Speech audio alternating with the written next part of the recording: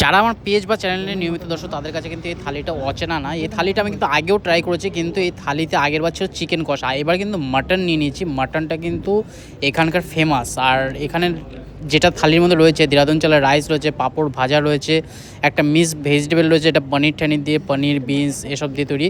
আর মাটনটা রয়েছে কিন্তু মাটনের সাইজ কিন্তু যথেষ্ট ভালো, প্রায় 70 থেকে 80 গ্রাম মাটন রয়েছে। আর ডাল রয়েছে, ও কিন্তু সেম থালি নিয়েছে, ওরও মাটন থালি আমারও মাটন থালি। রাইসটা কিন্তু পরিমাণ মতো বেশ ভালোই দিয়েছে। আর এর সাথে কিন্তু রুটিও তোমরা কন্টিনিউ করতে পারো, কিন্তু আমি রুটি নিইনি, রুটির বদলে কিন্তু আমি এখানে রাইসই নিচ্ছি, সেজন্য রাইসটা বেশি পরিমাণে দেওয়া হয়েছে। এর আগে আমি যখন এখানে এসে খেয়েছিলাম তখন কিন্তু এখানে চিকেন থালি খেয়েছিলাম, চিকেন থালিটা আমার দারুণ লেগেছিলো, সেই জন্য কিন্তু আমি আবার ফিরে এসেছি এখানে আর এখানেই খাচ্ছি। এখানে মিক্স ভেজিটেবলে কিন্তু দারুণভাবে বানানো হয়। আর দারুণ কেন বলছি, কারণ এখানে বিনস থাকে, গাজর থাকে, মটরশুঁটি থাকে, সব কিছু দিয়ে একদম দারুণ করে রান্নাবান্না করেছে। আর রেস্টুরেন্টটা খুব ক্লিন, খুব সুন্দর, পরিষ্কার পরিচ্ছন্ন। এত কিছু খাওয়ার পরে কিন্তু এখানে হজম করার জন্য রায়তাও রয়েছে। আর রাইসটা কিন্তু দেরাদুন চালের রাইস হতে পারে, আর সাদা ঝুরঝুরে একদম রাইস। সাদা কেন বলি আমি তোমাদের সাথে এরপরে একটা ভিডিও তোমাদের সাথে শেয়ার করবো, সেখানে দেখাবো সাদা ঝুরঝুরে কেন ভাত বলি। একটা জায়গায় আমরা ভাত খেয়েছি, সেখানে কিন্তু ইয়েলো রাইস হয়েছে, মানে হচ্ছে তোমরা যদি অ্যাকোয়াগার্ডের জলে যদি জল দিয়ে যদি রান্না করা হয় তাহলে কিন্তু ভাতটা খুবই সাদা ঝুরঝুরে হয়। আর সেটা যদি কলের জল ইউজ করা হয় সেটা কিন্তু হলদেটে হয়, আর একটু মানে মাখো মাখো হয়, অতটা ঝুরঝুরে হয় না। সেই জন্য আমি কিন্তু এরকম বলে থাকি সাদা ঝুরঝুরে ভাত, কারণ কি সাদাটা দেখতে সাদাই লাগে। তবে এই ভাতটা কিন্তু কোয়ালিটি খুব সুন্দর ছিল, দেরাদুন চালের রাইস ছিল। আর বিন দিয়ে তরকারিটা যেতে করেছে পনির ঠানির দিয়ে, আর এটার মধ্যে কিন্তু ক্রিমও ইউজ করা হয়েছে, আমুলের ক্রিম ইউজ করা হয়েছে। মাটনগুলো দেখি, মাটনগুলো কিন্তু এখানকার একটু অন্যরকম। এই মাটনটা কিন্তু এরা বলে দেশি খাসি, মানে হচ্ছে এটা চম্পারণ স্টাইলে কিন্তু মাটন এরা তৈরি করে, যেটা বিহারের স্পেশাল, সেরকমভাবে কিন্তু এখানে মাটন কারিটা তৈরি করা হয়েছে।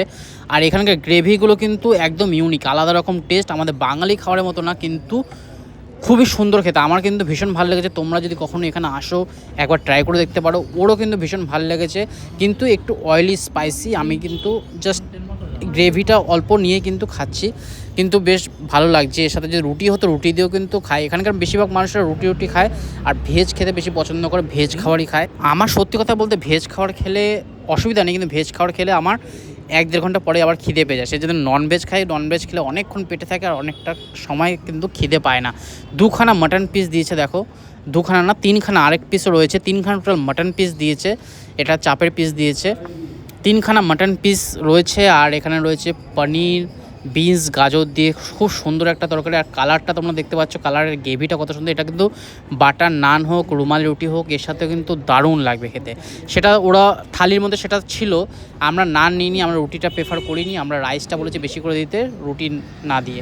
এবার মাটনটা তোমাদের সাথে দেখে, দেশি খাসিটা কিন্তু একটু ওরা আমাদের মতো যেরকম আমরা খুব বেশি বয়েল করি, সেটা কিন্তু এরা খুব বেশি বয়েল করে না। তবে মাটনের কোয়ালিটি কিন্তু সত্যি খুব সুন্দর। তোমাদের সাথে এর পরেও একটা ভিডিও শেয়ার করবো, সেটা কিন্তু মুখার্জিনগরের, সেখানকারও মাটন কষাটা সত্যি দারুণ বানিয়েছিল। আর এরা কিন্তু টমেটো ইউজ করে না, পেঁয়াজ দিয়ে আর গোটা গরম মশলা দিয়ে কিন্তু রান্না করে। আমরা ডাইরেক্ট সামনে দাঁড়িয়ে কিন্তু কুকিং প্রসেসটা দেখেছি। তোমাদের সাথে নেক্সট ভিডিওতে একটা শেয়ার করব সেখানকার ভিডিওটা। এইটা কিন্তু আমি এসেছি দিল্লি পাহাড়গঞ্জের সাইডে, এখানে খাওয়া দাওয়া করতে। 220 টাকা থালি মাটন আর 180 টাকা হচ্ছে চিকেন থালি। ভিডিওটা ভালো লাগলে অবশ্যই কিন্তু লাইক শেয়ার করতে ভুলো না। কমেন্টে এসে জানে তোমাদের কেমন লাগলো থালিটা, তোমরা কখনো এখানে এসে খেয়েছো কিনা। আর যদি অ্যাড্রেস প্রপার লাগে সেটা কিন্তু কমেন্ট বক্সে জানাতে পারো, আমি কিন্তু প্রপার অ্যাড্রেস তোমাদের সাথে শেয়ার করে দেবো। আমার ভীষণ ভালো লাগলো, সস্তার মধ্যে দারুণ থালি। তবে মাটনটার মধ্যে মাংসর পরিমাণটা কম ছিল, হাড়ের পরিমাণটা বেশি ছিল। আমাদের কলকাতায় বেশি যতটা এনজয় করি এখানে কিন্তু অতটা এনজয় করতে পারো না, তবে বেশ ভালোই ছিল।